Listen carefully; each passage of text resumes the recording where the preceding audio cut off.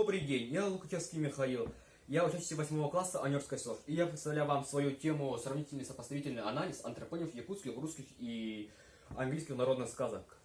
Вся актуальность нашей темы заключается в том, что имя может много рассказать читателю о народе, его истории, его быте, его религиозных верованиях и так далее.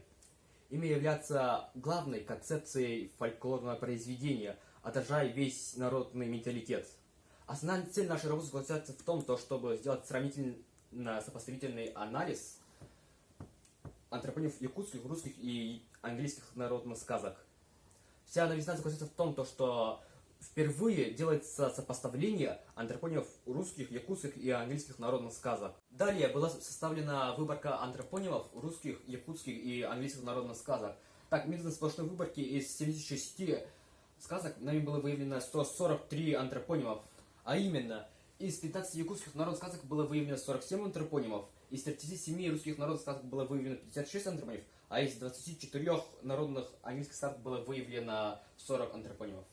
Далее мы сделали сопоставительный анализ смысловых антропонимов по классификации Морозовой. Она классифицирует имена героев по их структуре, происхождению, а также функциональности их значения.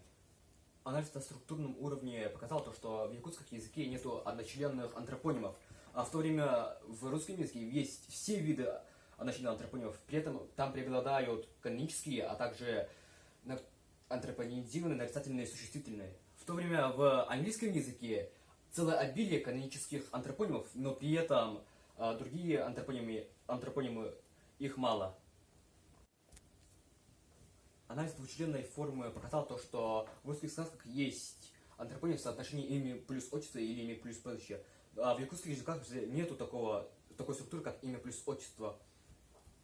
В соотношении отдельную группу имен составляет имена в соотношении прозвище плюс род, занятий, титул и званий. В классификации Морозовой они также могут называться двухчленной формой имени. Например, Харахан, Чахоюн, Наказ Бухатыр, Хая Бухатыр, Юэн Урахтагы, Ый Тойон, Кюн Тойон, Идаган Удаган, Кюгл Удаган, Ургыл Тойон, Ургюк Удаган. В этом отношении данная группа соотносится с типом имя плюс отчество, как в русских сказках. А в английских сказках также имеется отдельная группа имен с обращением. Например, мистер и миссис Майка, мистер и миссис Уксус, леди Мэри, мистер Фитцуорен, леди Эллен, Чайлд Уинд, Чайлд Роланд или имя плюс титул, например, волшебник Мерлин или король Артур. Подобным образом в сказках обычно называются те персонажи, у которого есть особое внимание среди других персонажей.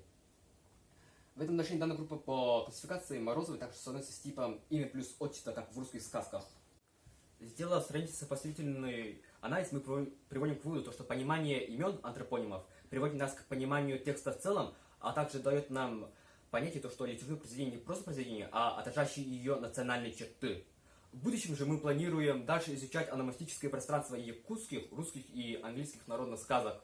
Спасибо за внимание.